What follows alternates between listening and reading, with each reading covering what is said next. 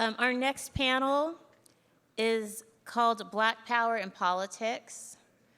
And it's a conversation between Frank B. Wilderson III, Professor and Chair of African American Studies at UC Irvine, and Phyllis J. Jackson, Associate Professor, Art History at Pomona College.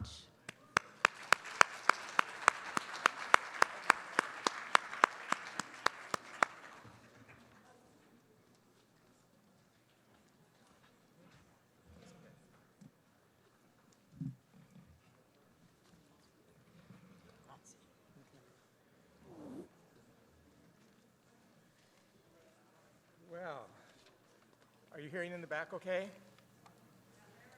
Barely. Okay. Is that better? Yes. All right. Good. Phyllis, hello. Hello. Okay, we're here to talk about Black power in politics. And so we want to think about the political and social context out of which this art in this exhibit emerges, and see what is at stake for today as well towards the end. But first, I think that biographies for both of us are really, really important. So if you could tell us a bit about how you got from Washington State, of all places, to the Panthers to art history. That might be helpful. Find that funny? It is. I can either see the paper or I can see you, so I put my glasses on so I can see the paper. Well, I think I'd like to start with a couple of quotes first. Yeah. The first one is a quote by W.E.B. Du Bois from an essay called The Souls of White Folks from 1920. And the quote is, "The cause of war is the preparation for war." Simple as that, right? I say that because another quote that I'd like to use is one that comes from Huey Newton, which he paraphrases something from Mao, and that is, "Politics is war without bloodshed. War is politics with bloodshed." So that's the perspective in many ways that I come from. First slide. One of the things that we're doing with the slide show is that I have juxtaposed a series of images for you. As we move on through the talk or conversation, some of them you will find are images that just progress through on their own on a timer, as opposed to me talking about them. And what I'd like you to think about is this juxtaposition that's been set up by the curators for the show of abstraction versus figuration, right? And I'd like you to hopefully see if there's a way in which you can use the visual images as a kind of meditation on that particular theoretical issue, or practical issue, cultural issue, creative issue. And those are the first two. So next slide. Oh, the other thing I'd say too is that you'll see, as I go through, I am going to be talking about my autobiography, but I also have placed in the slides works that are also in this show. And even though I didn't know about those works, which will become apparent as we go through this, and the only ones that are marked are with the label for the title are the works that are in the show, so that you can begin to see that some works that appear to be incredibly abstract through the title alone give you a sense of what kind of political, spiritual, cultural motivation was working through the artist at that time. All righty. So I start this a long time ago, 1950. Don't worry, I think it's going to go fast. Because that's when I was born. I was born in 1950 in the segregated South, in Beaumont, Texas. It's a funny kind of thing to me, only because it took me until about 2009, the year that Barack Obama was inaugurated, to realize that I am the second generation born off the plantation. You want to take that in one more time? Yeah, it's kind of scary when you think about it, right? In other words, my grandmother, born in 1906, was born on an island in Louisiana called Avery Island. That island, everybody in this room probably knows about. You just don't connect it. It's the home of Tabasco sauce. Yeah. So that when she was orphaned at 8, she was sent over to Beaumont, and that's how my dad grew up, is in Beaumont when she got married. And he and his sisters are first generation born off the plantation. So I want us to really think about that being so long ago, antiquity, and it is kind of antiquity for me. Think about it. I was born In 1950, there were only 48 states in the Union. That makes me older than the Union.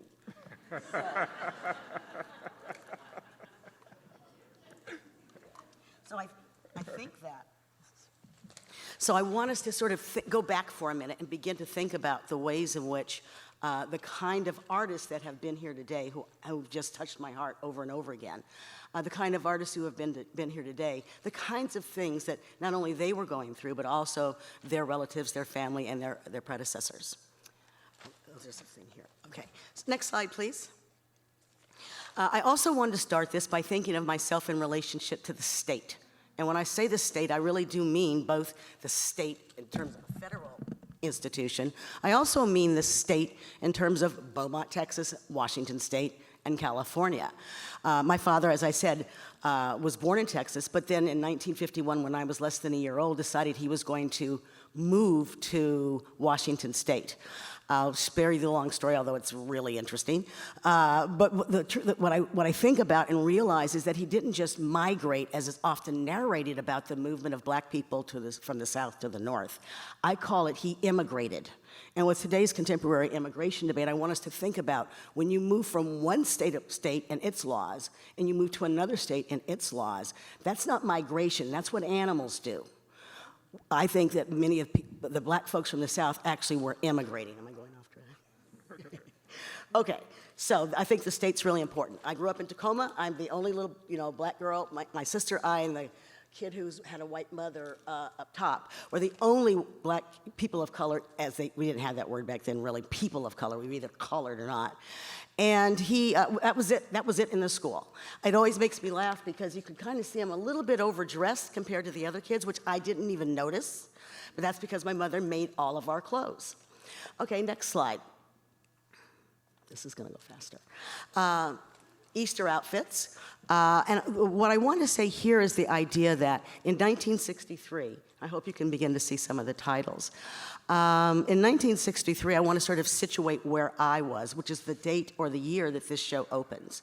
And in 1963, I turned 13. I was in the 8th grade.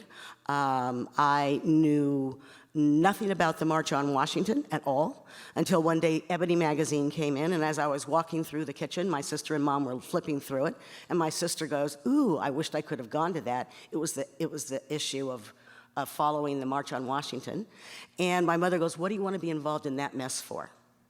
And that, I didn't even get what that meant for years later, right? I just sort of walked through. I was clueless.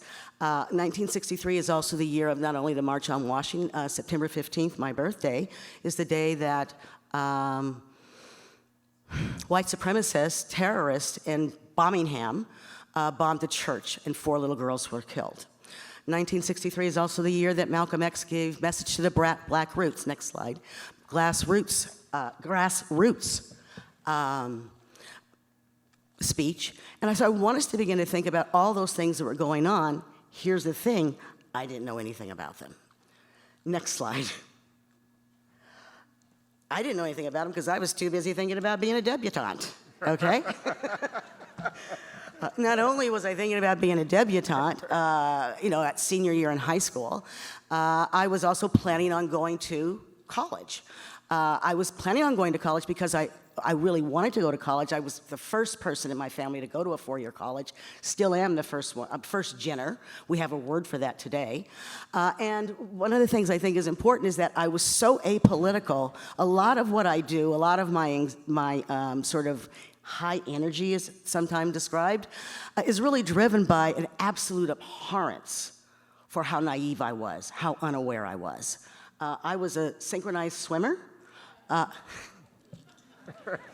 Okay, that's April, probably April of 1969. I graduated from high school in 1968. When I went away to college, all I really planned on doing was taking a few classes and majoring in anthropology and sociology, which is a joke for anyone who knows. I don't even let people talk anthropological in my classes anymore. right? And I guess what I'm trying to say is that for me, the idea of going to college was coming home for Christmas break to be a debutante. That's all I really knew. Another thing that I think is really important is that I was a debutante. I'm not putting it up here because I'm proud. I'm putting it up here because it's kind of embarrassing. It's embarrassing because all 4 of us had to be debutantes because my mother said so. And it never, ever dawned on me to say, I don't want to. You just did what you were told. And I think what I'm trying to get to is that in those days, you just family from the South, you just followed orders, you were a good girl, and I really was a good girl. All we ever did in my little family of 4 girls was go to school, go to church, and go to the library and the park. And if my sisters and I went to the library or the park, we had to go together, and we had to come home together. Otherwise, you had to deal with my mother. So I want to give us a sort of sense of what happens when that kind of naivete encounters the Black Panther Party. Next slide, please. Oh, but before I encountered the Black Panther Party, that second semester, you know, she who is clueless, that second semester of my first year, I decided to, I joined the Black Student Union, which I didn't really realize was something that hadn't existed before. People were around campus asking people to come to the Black Student Union. I think you begin to sort of see the way I went in and the way I come out second semester. But second semester, the reason it's important for me is because I took a Black Studies class. I don't know why I took a Black Studies class, how I took a Black Studies class in Ellensburg, Washington. Ellensburg, Washington is known for their biggest event of the year, the Ellensburg Rodeo. All the senior women at the college, which is now a university, Central Washington State College, vied to be rodeo queen, not Rose Queen, but Rose Parade, but rodeo queen. That's still the kind of culture it is. There were 42 black people, all of them students in the entire town. Not a pleasant place to be. You can go to the next slide. But I took this class, and I was assigned to read Malcolm X, the autobiography of Malcolm X. This is the spring of 1969. Malcolm had been dead since 1965, right? And here I am just learning of him. So I say this to say that I go into the Black Panther Party really unaware of anything political. And to be honest with you, even though I read the book, I really still didn't get it. But it is this time period when there's lots of stuff going on campus. And while I can see a lot of these posters that were produced during the period when I am narrating about my life, I knew nothing about any of that. Next. Next slide, please. It's interesting. So I finished up school. My sister begged me to come down to Oakland, where she had gone to go to school, which I think is very interesting, only that my family sent her out of state to go to college. Big deal, right? I only come to learn she was going to go to Laney College. So I want us to think about the situation at that time is that my parents sent my sister out of state for a community college. That's the level of access to education we had at that time. And when I was in Oakland, a young man I met somebody downtown selling something called a Black Panther newspaper. And that particular issue was announcing the United Front Against Fascism. And so I decided to go to the United Front Against Fascism. My sister wouldn't go. She said, those Panthers are crazy. No, don't go. But I did go. I convinced her roommate to go with me. And we did go. I didn't go to all of it. I only went to a couple of events, and one of them happened to be the keynote address by Bobby Seale. And I tell you right now, I still don't know what the guy was talking about. I just remember after he finished up and everybody's applauding him, he turned away from the mic, then came back and said into the mic, he says, and to all you college students, please come home. The white man's not going to teach you anything about liberating your people on those college campuses. Did I feel guilty or what? So a couple days later, I went in when the next time the office was open, because I presumed it was closed on Sunday, but it wasn't.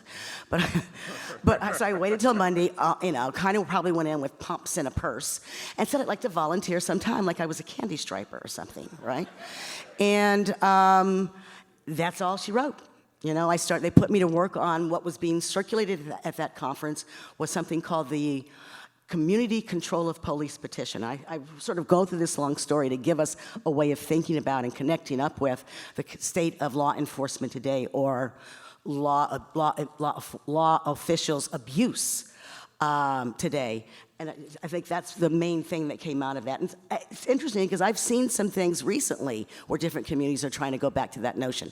The notion of community control of police is that police can only patrol in areas where they live. That it would change the dynamics. You get that, right? It would actually change the dynamics of policing if, in fact, I don't think that's really the case anymore, but it would change the dynamics if people had to go home to the same community where they patrolled. The United Front Against Fascism, next slide, please. At the United Front Against Fascism, one of the talks I missed, I happened to find this on the internet a couple of days ago. I'd like to play you a clip of a 6-minute read by Elaine Brown, who was at the time a, in the leadership of the party. She's also an artist. She produced 2 albums for the party. Am I time out already?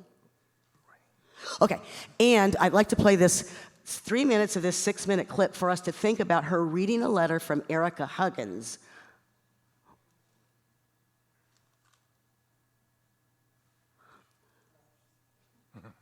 Hello? No, you have to go back. We cannot allow concessions from the federal government for the continual harassment and unwarranted can you back up, brutality of the please? people. Can you back up, go back to the slide, and click the slide, not play the film from movie from outside. Okay, now just click on the. There you go. We cannot allow concessions from the federal government for the continual harassment and unwarranted brutality of the people. We cannot allow our children, be they black, Mexican, Indian, Japanese, Chinese, or white, to be miseducated and degraded in America's degenerate school system. We cannot allow any more lynchings, bombing, and racial ignorance down south or up south. We cannot allow unions any longer to drive the working class. The working class must drive the unions. Our fight must be endless to organize the workers of this country, to overhaul and change every assembly line and every factory. We cannot allow medical services in our communities to remain inadequate. We need more hospitals, more doctors, more nurses, and less insistence on medicinal genocide or birth control. We cannot allow the reformists to clean up the surface while the inner structure rots. We need a revolution. All of our thoughts, each of our actions should lead us to one goal: the emptying of the shit that fills the bowels of this country. We can no longer allow the senselessness of anarchy and arbitrary destruction. We need no more impulsive, opportunistic movements, groups, or political parties that endure on socialistic rhetoric. We need socialism in practice. Right on.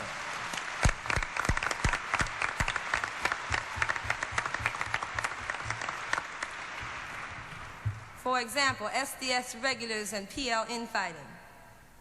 We need people of all colors who realize the vanguard of the people's revolutionary camp must be the most oppressed, those who always rely on action through tested and proven theory. We must allow no backsliders, liberals, chauvinists, renegades, provocateur agents to cause confusion in our ranks, and on the other hand, we have no need for dogmatism and coercive force. We need unity among oppressed people and an understanding of Marxist-Leninist principles so that we may put our knowledge into revolutionary practice.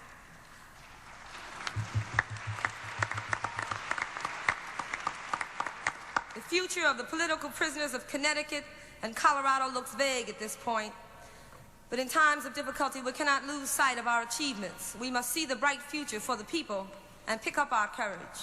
We realize that there are people that support us and that however long we remain here, we serve as a catalytic agent to move the people forward. I'm trying to speak for all of us, for Landon Williams and Rory Heiss, who are rammed into a hole with no food, for Rose Smith, who will bear a child in December, for the isolated political prisoners and for other prisoners in Connecticut. I cannot say what they feel, but I know they want to be with the people. I know their nights are sleepless, like mine are, because they want to take their places on the streets with the people. I know the New York 21 want to be with you. I know Huey, the Chicago 16, and all other political prisoners long to be there.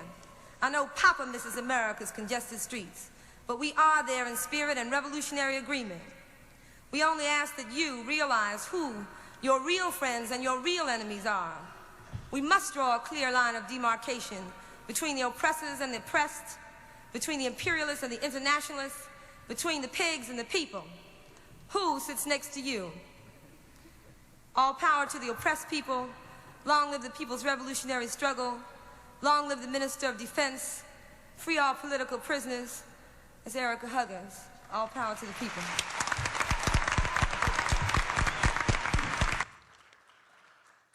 Before we go on, I don't know what's going to happen because this isn't working. Can you just tap it and see what happens? But Frank, I think this would be a good moment to ask you, is it going to move? I don't know where the person is. Okay, maybe this would be a good segue. Okay. And one of the things I'd like to get you to talk to us a little bit about is just the idea of where are we now? There was a quote that was supposed to come up. It was a quote by Bobby Seale, and the quote was that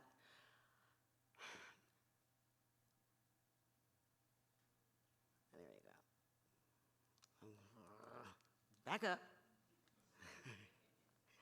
Go one more. Just go again.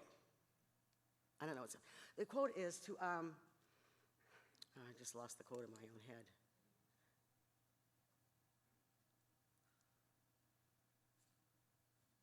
Power, is it about Yeah, to be an power is the ability to define oh, I haven't done that yet. phenomena?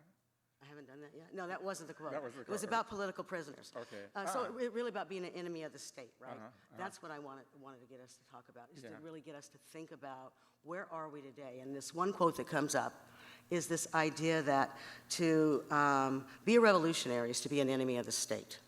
Yeah. To be arrested for that struggle is to be a political prisoner. Yeah. And I'd like us to really think about where are we now. Well, that's a big question. But so let me just try to have a conversation with you about this through a kind of personal anecdote. Okay. First of all, I want to say how much I appreciate the work that you've done in the world. I think that you and I, and we've said this before, but for the audience, we were probably in the same rooms at the same time. I was 13, you would have been 19. And Older woman, yeah. going to these Black Panther offices after school.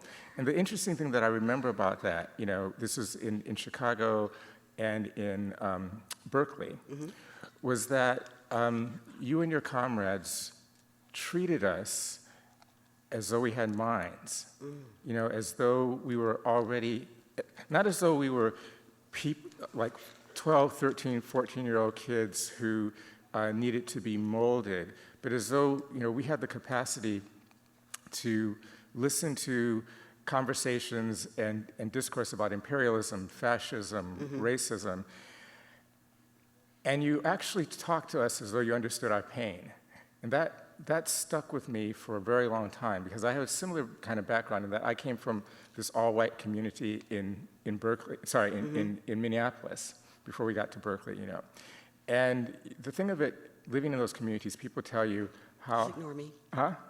This is how I'm supposed to tell them to move. Oh, I see, Keep okay. going, ignore me, yeah. Keep going. Well, I mean, you know, people are always telling you how lucky you are to be in these situations, and you have this internal sense of dread and anxiety and paranoia that just fills you as a child.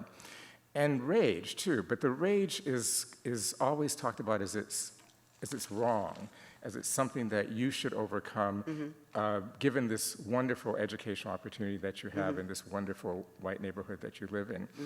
And so when my parents were academics, and we got to Berkeley and got to the offices when I began to go to the Black Panther offices, I found a group of people who were A, revolutionaries, B, they're also intellectuals in that you had to read books all the time. You know, funny instance was that I walked in and one brother says to me, he says, "Come here, young blood," you know, and I said, "Okay, what?" And he says, "What's that you're carrying?" I said, "It's Ralph Ellison's Invisible Man." And he says, "Haven't you finished that? You come into this office every day with that book." And I said, "Yeah, I've read it 5 times." He said, "Give me that shit." And he threw it in the garbage can. And I'm not dissing Ralph Ellison. I'm saying that this was a moment that really spoke to me. And he handed me Frantz Fanon's The Wretch of the Earth.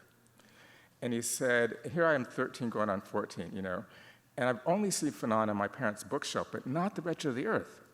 I've seen Black Skin, White Mask because they're psychologists, you know. He says, go home, read this, come back tomorrow, and tell me what the first chapter is all about concerning violence, you know. Mm-hmm.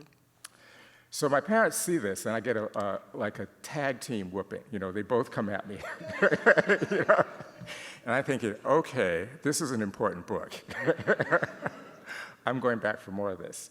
So this sense of having an analysis, a critique, and a condemnation of the police as an institution, as opposed to being apologetic or advocating merely for the end of police brutality. That kind of thing really, really stuck with me. And so I want to fast forward to 2008. I went to South Africa in '89, and it was a state of emergency. I ended up staying for about five and a half years, okay? In that time period, I became the second black elected official in the ANC who was a black American. The first one, not many people know about this, but the first black American to hold elected office in the African National Congress was a black woman named Maddie Hall Zuma. And this was in the 1940s. She went to a historically black university. She married the president, the kind of Nelson Mandela of that time. She went back, and she actually created the the ANC Women's League, which Winnie Mandela ended up being president. So not many people know that a black American woman started that. So I followed in that kind of legacy at a much lower level. I mean, I'd be like an elected official, like a political commissar for the county of LA. You know, that would be kind of the level. But I also worked clandestinely. And so I wrote this book about working in the underground, working above ground, in this highly, highly violent time. And half the book is about that, and the other half is about my time in an all-white community in Minneapolis, and the two narratives come together. And so what I'm getting to is this kind of moment that happened when I was on a book tour, which I made a decision which I don't think I could have made if I only had in my body, in my emotional being, if I only had my kind of zeitgeist or emotional profile as a professor and had not actually met you and your comrades years ago, I might have made a different kind of intervention, or none at all. I was doing like a 38-city book tour, 50 presentations, so some cities were two, you know, and I'm trying to get on a lot of radio shows. I finally got on a nationally syndicated program, and 10 minutes or so before airtime, the producer calls me. Normally they call about 5 minutes just to do a sound check and see the phones are working, everything like that. And she says, we've got a little problem. I said, what's that? And she goes, well, I've read your memoir, and I need to know, you're very specific about the stuff you did in South Africa in above ground structures. But you're not very specific about what you did in Umkhonto we Sizwe. And I said, well, you know, one day I'll write a novel, you know. And she says, well, I need to kind of know some more about that. And I said, well, what's in there about the people that I worked with is only the stuff in the public domain. I'm not going to tell you any secrets. And she says, well, I need to know, did you kill anyone? So I stopped for a moment, and I said, okay. And she pressed me on this, right? And it wasn't like if I gave the answer yes, I'd get on the show. I mean, she was looking for, and it's like I said in the introduction earlier this morning, they always want us to make them feel safe, you know. And I said, okay, I've got 3 answers to that question. I said, number 1, I'm not going to let any white person adjudicate my guilt or innocence. That's the first thing.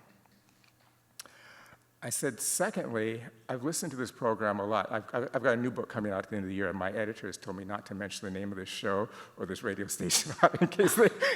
so anyway, I said, the second thing is, I've listened to your show a lot, and you have past CIA people on, you've got military people on there. Do you ask these people, generals, colonels, lieutenants, when they come on, do they kill anybody? Is that the litmus test for you, for them being on this particular show? And she says, well, no. I said, okay, so then actually you're not nonviolent as you purport to be. You just don't like the idea of black people killing white people. That's the situation here. And so I said, look, here's what I'll do. I'm not going to talk about what I did or what I didn't do, and I'm certainly not going to prostrate myself for a national audience for them to be able to judge me. This is an intramural kind of conversation I would have in an all-black space, but I'm certainly not going to have it with you or your radio show host. Mm-hmm. But I will have a conversation about violence as a paradigm, mm-hmm. violence as a structure. Mm-hmm. And what I was channeling was those early days as a teenager when that guy, gave me the book in your office, mm-hmm. and he said, go back and read Concerning Violence and tell me what it says, And what was in that book was Fanon's, it seems like, now that I teach this, it seems like a very kind of like Fanon 101 moment. But as a kid, it was really quite startling when he says the native, meaning the revolutionary in Algeria, doesn't actually start the violence. The native's condition of living is mm-hmm. a violent condition. In other words, the native lives in a soup of violence. Mm-hmm. He, she, or they are just responding to the violence all around them. And I think that as, when Bridget talked about where we are today, and you asked us the same question, we're still there today. I mean, we are being murdered in the streets with impunity. And nothing has really changed. When you actually stop to think about if you think of violence in a structural way, not simply as a moral kind of guilt or innocence thing of one person doing something to another person, what you see is that this place has never not been violent towards us. We're touched by violence in the same way that we were in the 19th century. I mean, the prison rate of black women is rises something like 800% a year. That's astronomical. We all know the statistics about black men, 1.2 to 1.5 million behind bars, but there's another 5 million black men who are under various kinds of lockdown, which is whether it's ankle bracelets, halfway mm-hmm. houses, having to go to prison on the weekend or at night. So what that means is that we've got 6 to 10 million people in various forms of captivity. That means that there's actually, per capita, there's more of us in chains today than there was in the 19th century. And that's a really, really horrifying thing to think about. I don't think I would have had I think that if I had not visited your offices, had not seen the artwork of Emory Douglas, had not been taught to analyze the paradigm as opposed to taking America at its face value as being mm-hmm. ethical, right? Mm-hmm. I think that at that particular moment, I would have felt the same anxiety on that radio show as I feel day in and day out as a professor, where, if you speak your mind, you're uncivil, mm-hmm. you could lose your job, Right. And I might have made a compromise. But now, okay, I didn't get on the show. I mean, you wonder how it ended. Yeah, so, yeah. Well, I'd sort of like to go back to your moment of, sort of the notion of violence, right? Yeah. This is sort of just as it's coming up, but it is kind of interesting to me. I think that it's sort of self-evident if you understand the Constitution and founding of the United States. The Constitution is a violent document. Yeah. The Declaration of Independence, according to the way we use the word, is a violent document. As a matter of fact, that 10-point program and platform of the Black Panther Party actually, in the 10th point, uses the Declaration of Independence, direct quote, to talk about people should rise up if the government fails them. So I think that the interesting part for me in terms of how to connect that to this show is the way we begin to think about the notion of aesthetics, right? Uh-huh. Constitution and aesthetics. And it seems to me that if you actually look at the history of the philosophical notion of aesthetics, it is a violent discourse when it comes to blackness, okay? Because the fundamental principle is that which is beautiful is good, that which is not is depraved. And when something is beautiful, the color associated with ultimate beauty is whiteness. The color associated with depravity is blackness. That's the aesthetic notion, and that is the aesthetic notion that actually gives the founding voice for the discourse on race. The people who invented race didn't call themselves race scholars. They called them, I'm sorry, I'm talking to you. They called themselves physiognomists. And that fundamental principle of physiognomy is that which is beautiful is good, that which is not, or absence of beauty, I should say, is depraved. So in a way, the very fight for a kind of acceptance into an aesthetic art culture system is the same fight that we're fighting on the streets with the way the police recognize the black body. And the way the art critics, gallery owners, curators talk about and recognize and respond to black art by black people who appear to be black. So, Yeah. so I want us to think about how art is violent, right? So I'll give you another quote from Du Bois, right? In 1926, Du Bois says, "I don't give a damn for any art that's not propaganda. All art is propaganda. So get over this division of whether it's political art or not political art." Those columns that this is not Du Bois now, those columns that we see that structure give structure and symbolism to all of the neoclassical structures around the country. Every state, with the exception of 2, has a neoclassical temple someplace. Oklahoma. What's a Roman temple doing in the middle of Oklahoma, right? They're symbols, and they are symbols of conquering. So I think it's important for us to think about the way art, architecture have functioned as ways of conquering and controlling. And that leads us to me, but it's not called violence, it's called art and high culture. How does that relate to the exhibition and the things that you're seeing in the show? What does it say to you about that? I'm kind of ambivalent about the show, primarily because, and we've lost a lot of slides, they'll come back through. I'm somewhat ambivalent about the show because it somewhat makes me nauseous. I did see the show, I saw it on Wednesday. And to be really honest with you, I was a little pained looking at the work of Emory Douglas in what they call museum vitrines, or those display cases. In other words, his work is cordoned off as ephemera. And What do you mean by that? Ephemera. How do you mean that? In the arts world, if something is not classified as so-called fine art, and I heard some of this discussion going on earlier, it's the stuff that supported the production of the art. So if it's newspapers, books, letters, that kind of telegrams, that kind of thing, that's called ephemera. And most shows won't put ephemera in to a show because it somehow sullies the purity of the notion of art and art making. So for a lot of the artists that are here, I may offend some of your sensibilities, but I'm not a purist in that sense. I'm think more like Du Bois. And so to see Emory's art as ephemera, it wasn't just because it was ephemera, it was also enclosed in glass, but it was because that work was produced to be sold on the street, walking hour after hour, trying to get people to buy a paper for 25 cents so that you could raise your consciousness, begin to see that you weren't free so that you might seek liberation. Because I think one of the things a lot of us you don't know to seek freedom if you don't know that you're a slave, if you don't know that you're oppressed, if you don't know that you don't really have those freedoms, if they've been normalized. And so for me, I kind of got a little nauseous because it felt more like a war trophy, and that capitalism and the art culture system had won.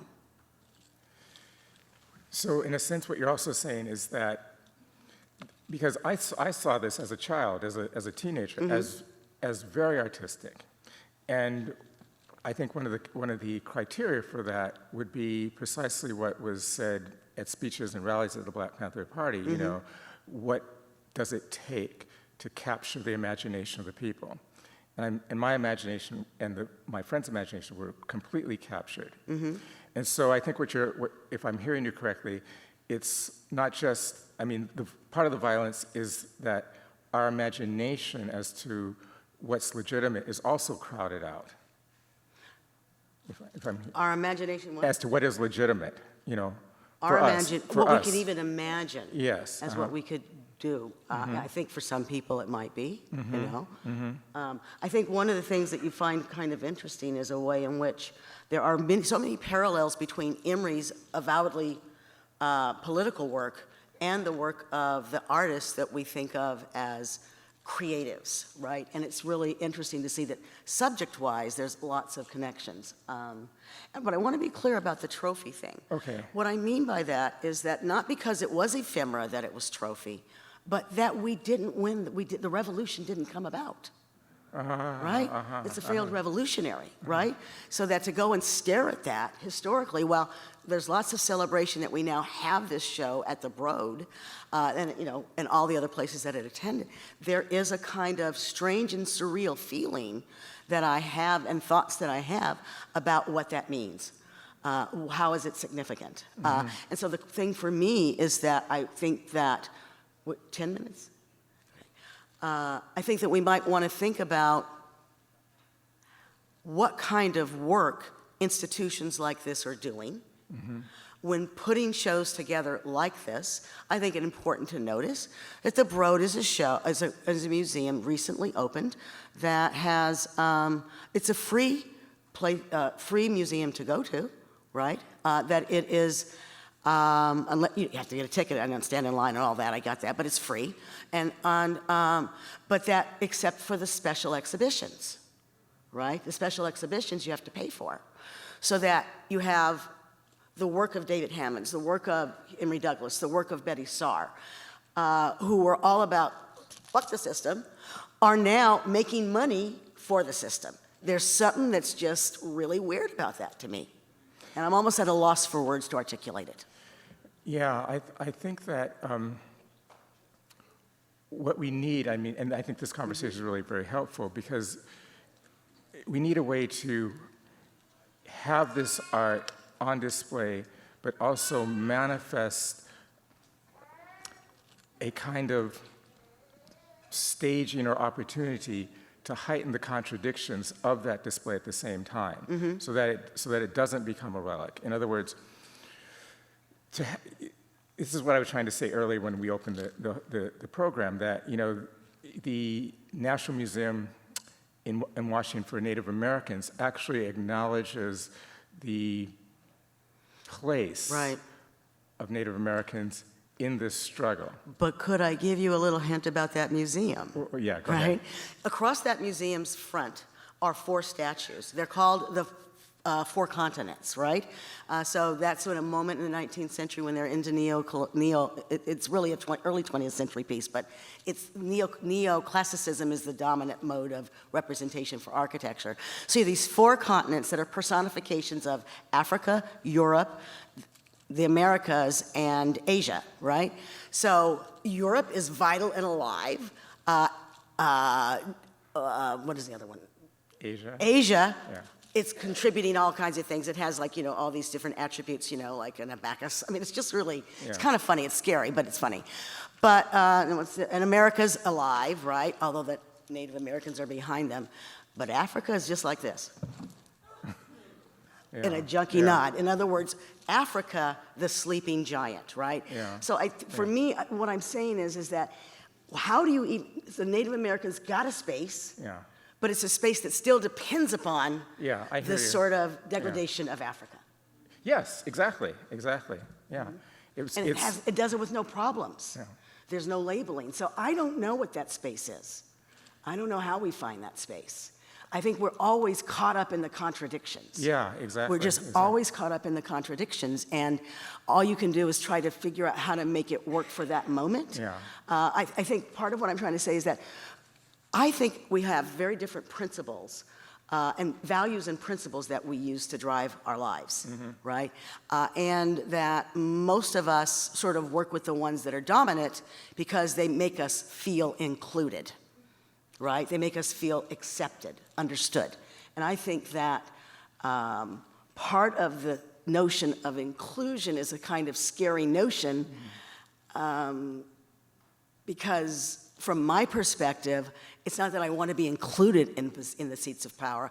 I want to change the seats of power. Does that make any sense? Yeah. And the sites of power, the production of power. Yeah. Are we all right? So I think we're going to open it for questions right now. Yes, Dan. Okay. Okay, now, two things that I think you should know. And I'll really be speaking more for myself, by the way, David Chandler, than Fred Hampton's doing. Did I say David? For all black people. But at 78 years old, I am a man who was, at 78 years old, was being PTSD affected. And I think that all black people in America have PTSD.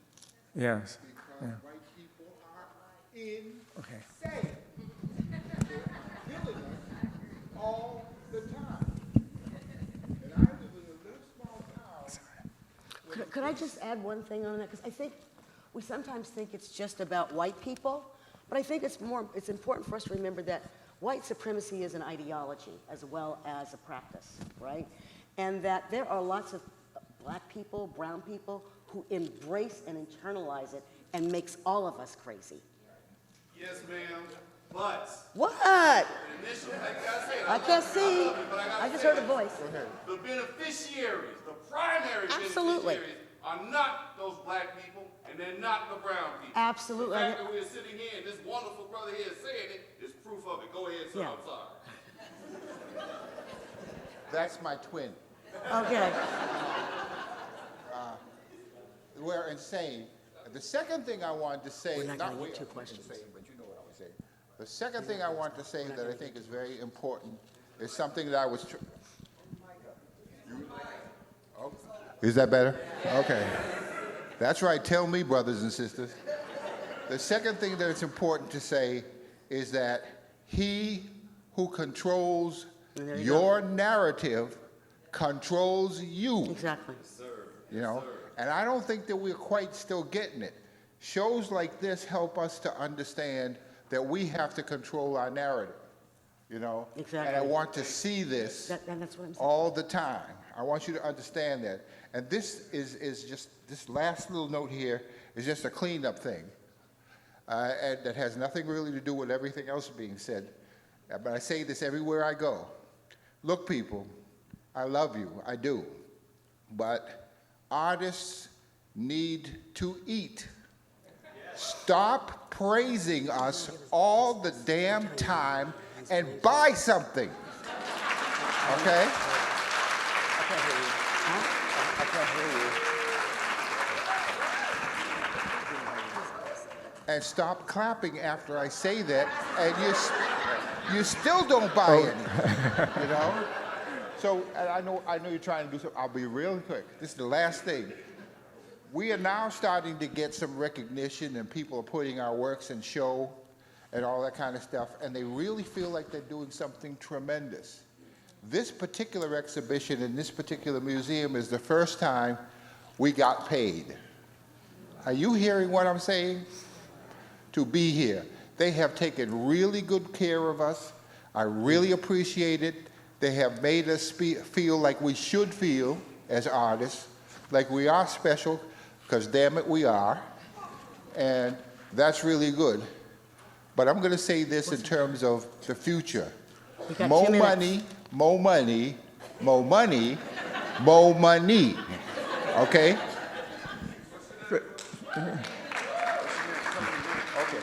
Okay, My name is Professor Daáood Chandler, and I say professor like that because teaching at Simmons College for 33 years was hell on wheels.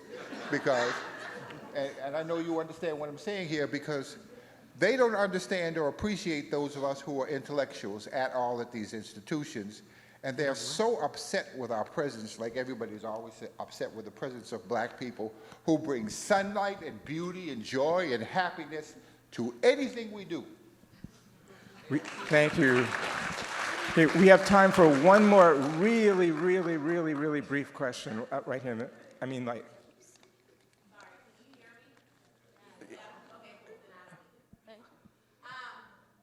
Really quickly, just like throughout the day, it seems like we've been talking about kind of the marginalization, right, of Black artists, and the space that as Black artists, how we exist outside of mainstream, and this kind of dichotomy of there being freedom in that space, and the realness of our voices in that space, but at the same time, a limit in distribution, and coupled with that, this kind of desperation and need to adhere to, or at least participate in systems of oppression in order to have any kind of far reach, Okay. to in any way be impactful. So the question is, as artists that engage in these spaces, and especially being someone that like works in art education with youth and teaching them how to navigate these spaces, how in the world do we embrace our freedom and hold on to our liberation while still, or do we have the possibility to hold on to our liberation that we have in marginalized spaces while still being able to create systems for ourselves to have distribution and to be able to get the moments that the brother talked about? Yeah, I don't, I mean, I know that I live in an imperialist, capitalist, patriarchal, white supremacist society. So I don't presume I'm free.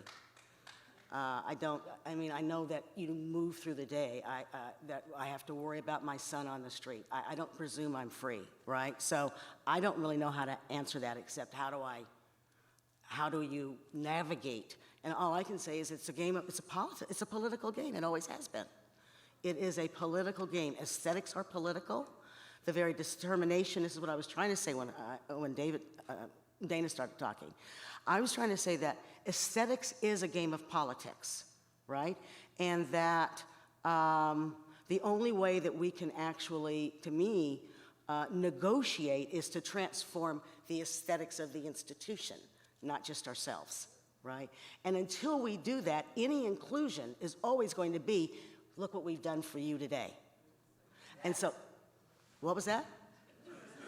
someone sneeze. Oh, sneeze. Bless you, my child.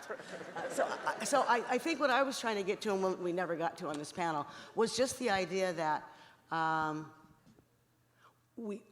it might be interesting to think about what would it look like if a museum, and museums are the constructors of national narratives of what's important in art, right? That is what they do. And they are the ways that help produce the American sort of image of itself, American nationalism in the most modern era. The purpose of art history, even the European art historians will tell you, is the construction of modernity. That's what it was about, right? So we're in this postmodern moment. What do? I don't know. I think you have to work to teach other people how to see what should be changed versus just thinking of changing, of trying to get your own way through. I think that's the thing. The slides got lost, but for me, I'm a person that works not just from the individual, but from the collective purposes.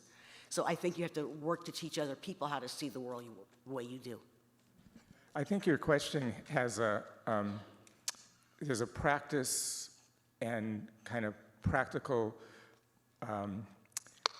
praxis aspect of it, but there's also a very deep philosophical aspect to it, and I can't really see you, but I won't answer that part, but I would say that I would recommend you, if you haven't already, to read Saidiya Hartman's Scenes of Subjection, because in the first part of that book, there's some very interesting interventions on what does it mean to practice art on a plantation.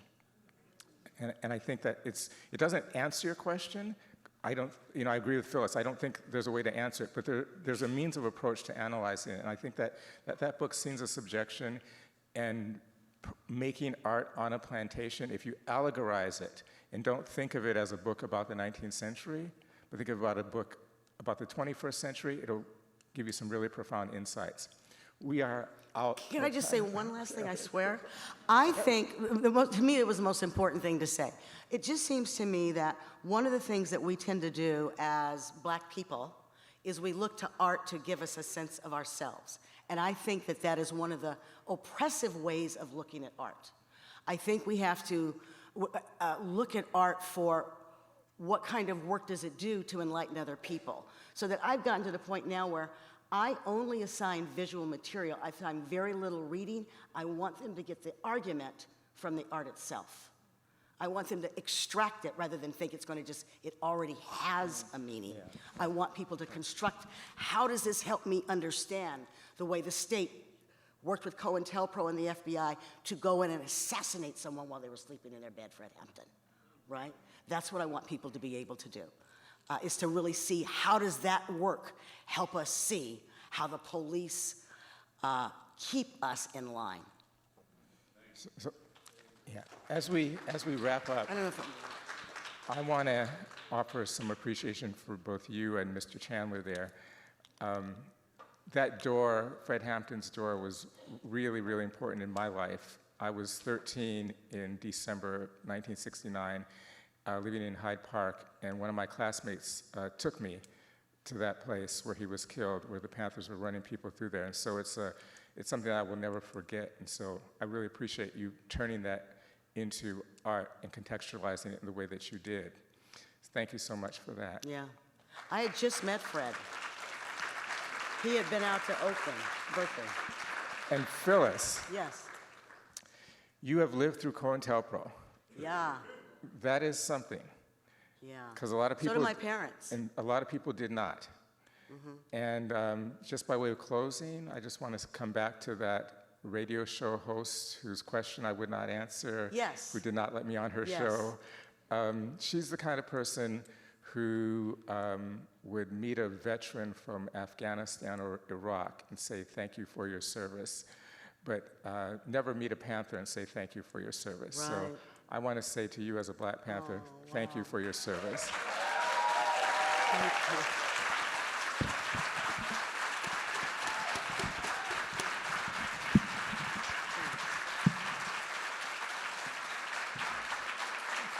So what are we doing, Bridget? Is it a 2-minute stretch break and then the poetry? Yep.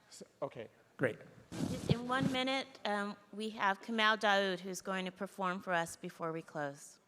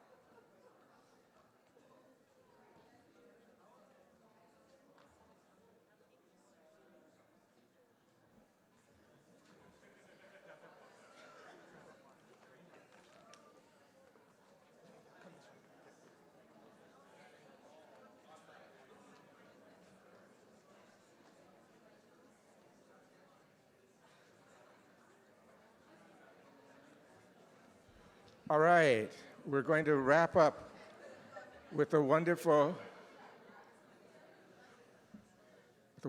poetry reading. We've got Kamau Daáood, a performance poet, artist, and community activist. Please welcome him.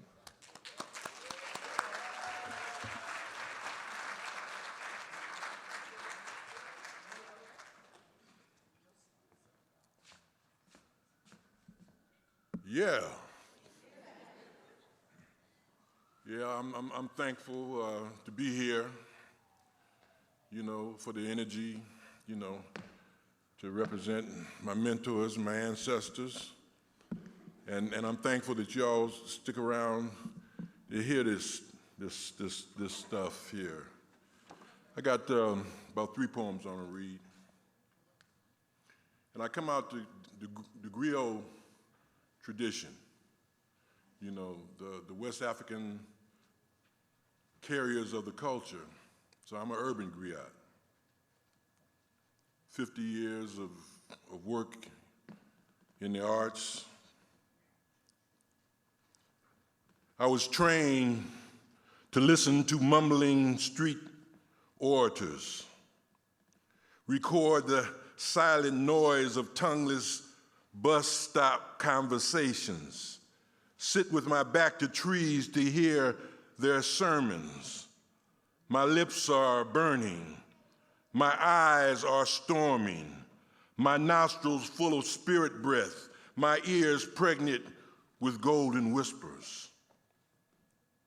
Freedom in this sound, spinning and turning at the edge of possibilities, quivering in some naked time, a straight line liquefied, dripping earth tones and quantum rhythms, joy split open and poured against the night on a piano open 24 hours, or prayer in a bed of drumsticks, or laughter peeling at the ends. A flock of birds jailbreak from a throat and fade into the image of some child holding a toy saxophone. This moment improvised a theme of passion, silence broken up into little pieces and sprinkled like seeds in the midst of tone. Here where history makes love to the future, we give birth to new words in a plate of rice and curry, pepper dressed in the clothes of a song, and move through the air like a spore, or imprint the mind like a kiss. The collected sky paintings of sunrises and sunsets, the growling of empty stomachs singing gut bucket operas to deaf businessmen, the files of storied faces stored in the backs of mirrors, speaking to recording spirits, the dew that looks like tears clinging to a sunlit leaf, the quicksand of asphalt on urban corners and the placement of healers, the lost words of ancestors coding our tongues, the life jackets preventing truth from drowning in rivers of blood, the poems written and with breath on the walls of our hearts with graffiti spray cans. Words turned inside out explode into colors and pressed on canvas or mounted into sculpture.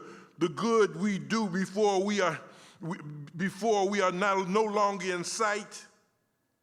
Secrets hidden in books on shelves, pages making love to each other, and having children without authors, translation of love songs in the lines of our hands, the messages that babies carry into the world that we cannot decipher, the hidden burial grounds of birds and ants, the conductors of ocean waves, the conductor of the ocean's hidden baton, the fertile soil underneath the fingers of homeless female saints, the applause of angels when the rain starts, the brain cells murdered by cell phones, the countless stolen moments ripped off by television vampires placed in every home, the stillness after a trillion orgasms in the silence between notes and a saxophone solo, regrets and procrastination woven into a cloth of forgiveness, made into a coat with that only the self can wear, false masters and true masters dining at a table set up at the crossroads, conversing in the language of fried fish. I tell you, the canvas is stretched out eternally in all directions, you dig? And the clay of the earth is at hand. Take the form of the wind, make an instrument that speaks in universal tongues about the wealth in our laughter. Here in this room of masters meditating on love, we can say little of revelation. We only wish to remind, encourage to dig deeper in our moments. The breath, essence pulled out of the new colors waiting to be born, sounds that lift us to praise and jubilation. Sometimes we forgot the value of now. Movement and meaning, promise and possibility. We can bend it this way, you dig? We can open it up, we can brighten it and extend that beyond infinity and build this up and tear this down and insert that. We can round off the corners of a square until it spins and swirls. We can paint this with apologies and forgiveness. We can grow in new directions. The sky can be the floor, you dig? We can braid the nappy hair of rainbows into a brilliant evening shawl. We can construct love songs out of silence, stack words to make them heal the glue of this assemblage. Our minds, a stew of images, morph into a sacred sound that washes the bitterness from the past. We turn ourselves inside out, seeking our beginnings at the ends of ourselves. The silence from our lips travel back to its source. We can drop the body and move forward, change form and live forever, seated in a chair made of stars, weeping to the beauty of the music of the spheres.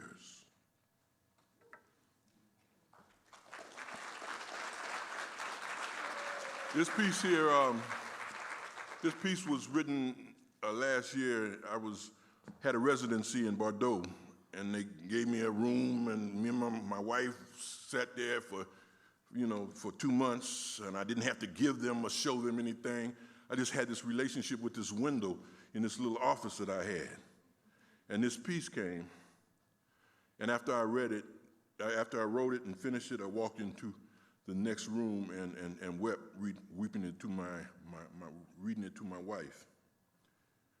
I watched these trees go from green to shedding their leaves to green again during the time that I was there last year. I am a tree, still undressing in the spring. Near spring, trees outside my window still undressing. And I am a man shedding my garment of backwardness. Men, remake yourself. Remove the shackles of your mothers, the bondage of your wives, your daughter's oppression, your sister's sacrifice. Embrace this blossoming of tender wisdom, this liberation of flowers, this soft strength radiating free, this breeze, this rich earth throbbing, this nurture of new days, this spirit of healing and bearer of faith. Honor the womb of your birth. If you listen, you will hear the voices of the silenced. You will hear their enlightened song. Then you will defend the sweetness of your daughter's dreaming. Help them soar. They will be silenced no more. Teach your sons and your grandsons the brightness of true strength. They will see the change in you. Do not bend the moon or scorch the big-bellied earth. Be the fire that lights the room. I am sorry, Mother, for my blindness. I am ashamed, wife, for blocking your way. I apologize, daughter, for helping to maintain this structure of pain. Forgive me, sister, forgive me. The jokes in barbershops, the street corner educations, the libraries set to indoctrinate, governments even legislate questionable sacred texts, women as meat, as footstool, as arm piece, as maid, as underpaid, as clueless, as dizzy breeders, as fragile on the edge of breaking, as emotional at the point of wreck, marginalized and minimized and bitched. To hear this and see this and say nothing? Yet cowardice, the abuse of the strength of the voice, this false concept of boss and master, ruling by fear with the rules in your favor. One's position in family is not a birthright. It is a sacred honor earned through love and service, the sacrifice laid at the feet of others. A man that fears the unfolding of a woman is a weak man, and the strength he uses to try to control is the power that the enlightened used to protect and guard what is sacred. Woman, forgive me for looking at you and not seeing you.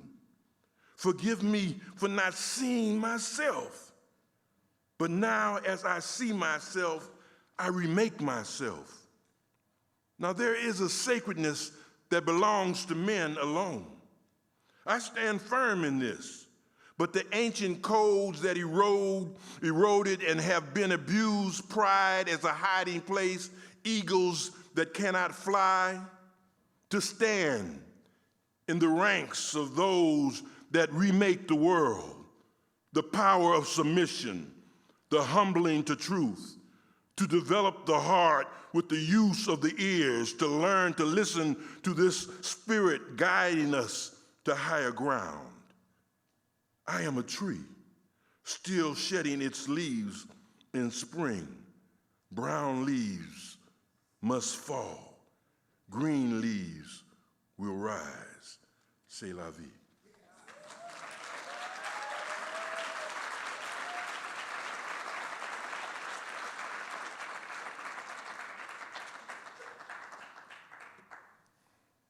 It's the Healer Suite.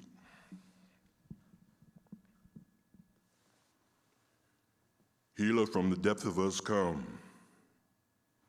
Healer, from the core of us come. Menders of minds, soother of souls. Menders of minds, soother of souls. Healer, from the depth of us come. Healer, from the source of us come. Menders of minds, soother of souls.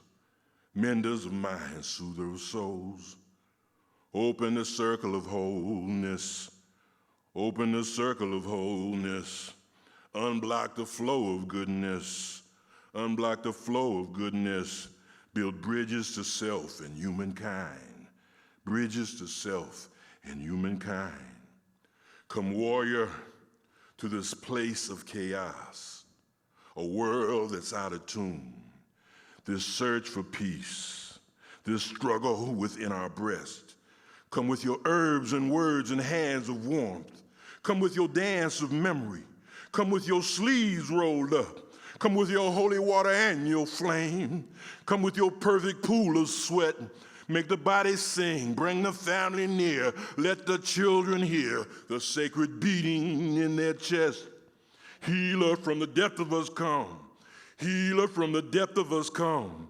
Menders of minds, soother of souls. Menders of minds, soother of souls. Healer, from the depth of us come. Healer, from the depth of us come. Menders of minds, soother of souls. Menders of minds, soother of souls. Menders of the way. Dark wandering the blues. How many hearts of shattered glass? Doom, doom, doom, doom, doom, doom, doom. So you got to listen to that. You can hear that right back there. How many hearts of shattered glass? How many homes of street cracked eggshells? How many bodies on chalk halos? How many dull-eyed assassins in park bench beds?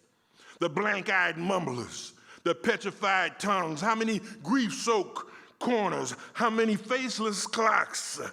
How many demon think tanks and jack-legged vampires? Jagged cars and bruised histories. The one-legged slow dancers, dagger words and red eyes and a deep dump of failure. Twisted ballet of mangled promises. Futures hanging from a noose. Barbed wire wrapped around human hearts. Drive-by relationships. Doom, doom, doom. How many stuck in the digital rat traps? How many briefcases full of stolen dreams? Dum, dum, dum. Who are these demons that we have created? Dum, dum, dum. That rule, what rulers do we place above ourselves? What shackles do we wear like shiny bracelets? What prisons do we decorate as temples? What do we do when we don't know where to start? A heart beating, moving through a body, an open mind, a corner in which to gather strength and meaning. Dum, dum. Dare to imagine light in the midst of darkness. Sharpen the vision beyond the static of voices calling us to madness. Stop moving to the blindly to the thoughts of others. High-tech pimp manipulations, dangling dollar bills out of reach, smoke screens and puppet strings, a life not conscious of itself. What yearning pulls the heart towards destiny? Find this silk voice, hear this true voice even in a crowd. Move in the loving direction of others. We are not alone. The family surrounds us. Gather this stillness with the will of spirit. Make this life, this new music that you hear. So dance with your fists balled up. Dance as your heart expands. Dance with your fists balled up. Dance as your heart expands. Crush your whining chant of doom and pity, your endless mantra of backwardness. Dance, dance, dance. The work, the cleansing. A heart sits in a pool of perfect light. Be still and notice what calls for attention. Humble the self at the shrine of each moment, in the drumming of memory, blue notes impaled on the light of a story. We seek the place of hurt. Sweat out the asphalt from the pores of our being, lose our affinity for change, remove the dark glasses of illusion that hide our eyes. Gone are the nights we dance barefoot in alleys of glass, deep the unearthing of memory. Release the baggage of backwardness, spirit as the rock of strength. We bathe our face in love's warm water, overflowing with wordless songs of joy. In this room of light, there are no shadows, rainbows singing on the wall of colors we have never seen, naked framed in endless sky. We study the diamond droppings from tear ducts, dissolving the weight of the heart. Interpret the scripture of birth markings and tribal scars, down to the hallelujahs of the bare butt truth. Now we understand the language of babies. Now we understand the language of babies. We are warriors who face the battlefield of mirrors. I say we are warriors who face the battlefields of mirrors. Humble the truth in our scene. Backs washed in sunlight. Feet massaged by blades of grass. Each moment has music as its potential. Love is a salve that heals. Noble as the selfless one's quiet labor. The work done in silence, left behind like art for the children to dig. Healer from the depth of us come. Healer from the depth of us come. Menders of minds, soother of souls. Menders of minds, soother of souls. Healer from the depth of us come. Healer from the depth of us come. Menders of minds, soother of souls. Menders of minds, soother of souls. Open the circle of wholeness. Open the circle of wholeness. Unblock the flow of goodness.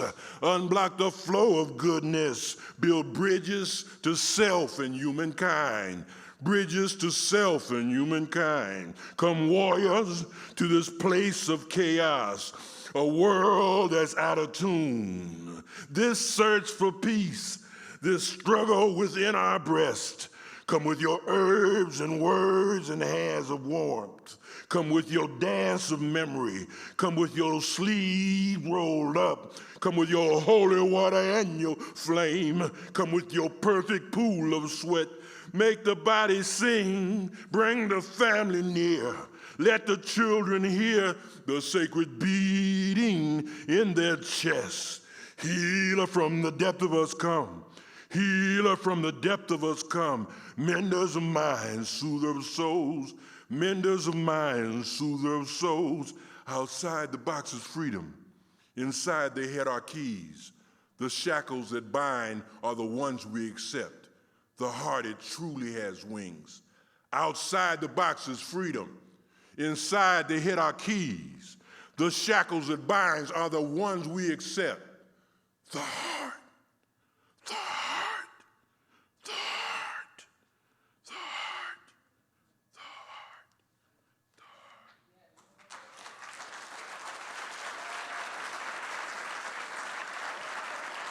heart. Thank you very much.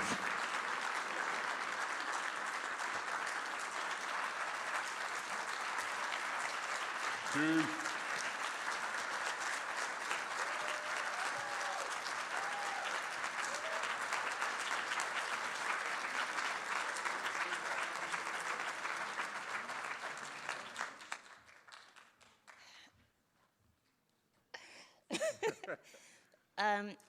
I would just like to thank you for being here. We've been looking forward to this for a long time. We don't have anything else to add after this.